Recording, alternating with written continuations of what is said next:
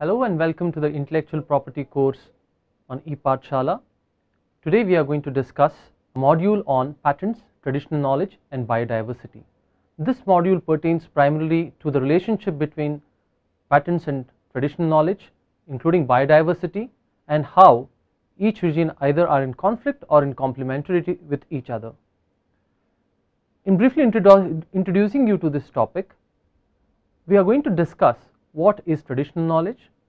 We are going to discuss primarily some of the terms and some of the definitional ambiguities in traditional knowledge, along with associated genetic resources. We are going to discuss certain international measures in protecting biodiversity and traditional knowledge, primarily through the Convention on Biological Diversity and the recently concluded Nagoya Protocol. We are going to discuss the most contested TRIPS-CBD relationship and how Article 27 of the TRIPS agreement requires patents to be granted on life forms. At the same time, there are certain exclusions that can be provided. Furthermore, Article 27 also requires review of the particular provision. We are going to discuss all of it in this particular course module. Some of the measures that India has taken to protect traditional knowledge, including associated biodiversity, and how both in terms of positive and misappropriation or prevention of misappropriation regimes are structured in India. We are going to study some legal frameworks. In this, we are going to study if a national legislation on protecting TK is essential and what are the steps taken by India, how other legislations like geographical indications or common law customary practices relating to secrecy, common law regimes like passing off can help to protect traditional knowledge to a certain extent and certain aspects of traditional knowledge. There are also measures within the patent system which allow interested people in preventing misappropriation of traditional knowledge by requiring disclosure. Also, we will discuss what are the key provisions in India's National Biodiversity Act and some certain measures taken by India relating to database protection through the Traditional Knowledge Digital Library. Now, what is traditional knowledge? Primarily, there is no structured definition of traditional knowledge, and as we are going to see in our next slide, this definition is ridden with ambiguity, but it is necessary to see what might constitute the important ingredients of traditional knowledge. Generally, it is understood as some essential piece of knowledge that is transmitted from generations to generations, or what is also called as intergeneration equity. It is constantly evolving, it is not static in nature, it is quite dynamic in that every generation or subsequent generations are free to evolve it and evolve the knowledge. In that sense, it is not static. It is also understood as some form of collective responsibility and ownership, generally that it belongs to the humankind, generally it belongs to certain indigenous populations as they collectively hold it, but it does not mean that traditional knowledge always and in each case must belong to an must be identifiable with any indigenous community as such. It can be identified with particular individuals, it can also be identified with groups and a region as a whole or a nation as a whole and across nations. Similarly, it can either be open and closed in the sense that open forms of traditional knowledge would mean that the knowledge associated with the genetic resource is largely widespread and allowed to be used by large sections of the public. In certain cases, the traditional knowledge associated with genetic resources are closed in the sense that only a particular group or an identifiable group or individuals can use the piece of knowledge. Now, TK includes not just traditional knowledge as such distinct from associated genetic resources, but it also includes TKGRs largely in case of medicinal knowledge, but it necessarily need not involve medicinal knowledge as such.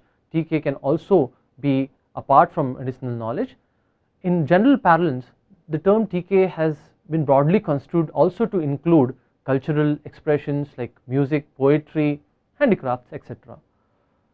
So there are certain attempts to define traditional knowledge.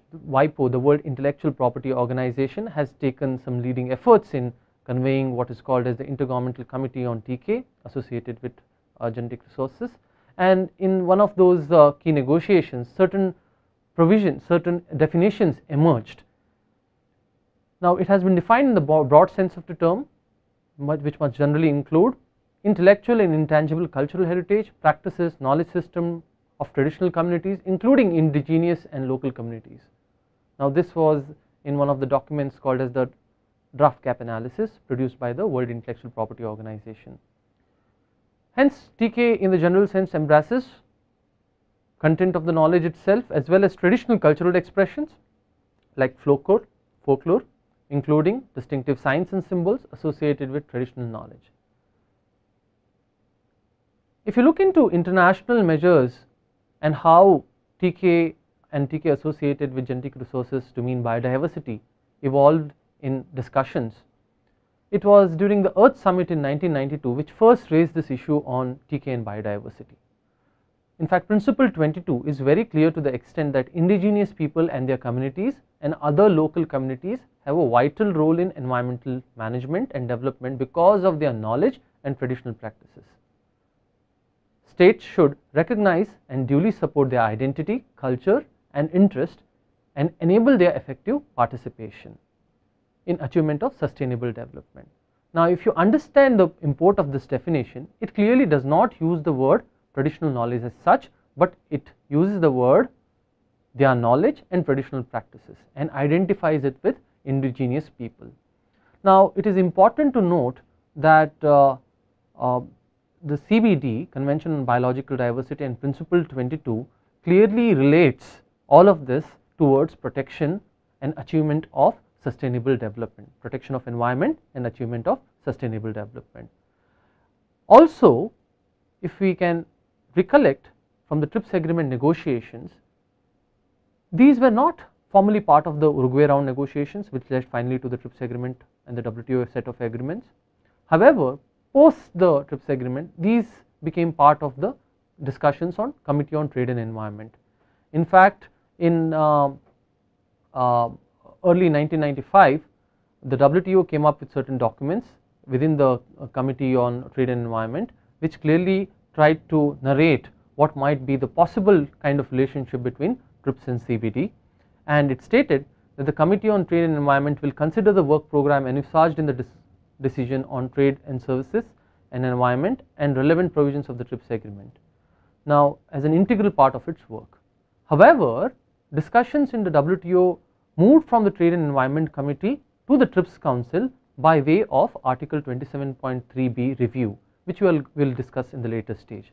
Now, this review would require WTO member countries to consider how they effectively implemented certain provisions relating to biotechnology or life form patents within their national laws, and it was in this context that discussions between a kind of conflict between TRIPS and CBD was sought to be discussed.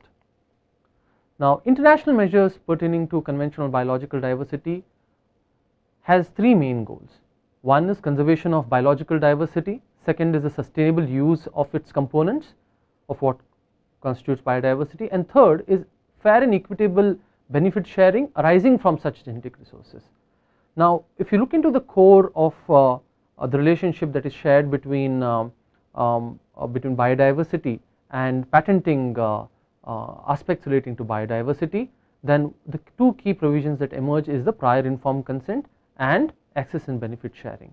Now, prior informed consent would mean that before accessing the resource, proper consent must be accrued through authorities, and access and benefit sharing would mean that those identifiable communities, and if not identifiable at least towards the state, the benefits that accrue out of commercialization of biodiversity must flow through. Convention on Biological Diversity also discusses access and transfer of technology, including biotechnology, to the governments and local communities that provide traditional knowledge or biodiversity resources. Now, these are not directly pertaining to access and benefit sharing in terms of monetary gains, but may involve transfer of technology requirements also. The Nagoya Protocol on access to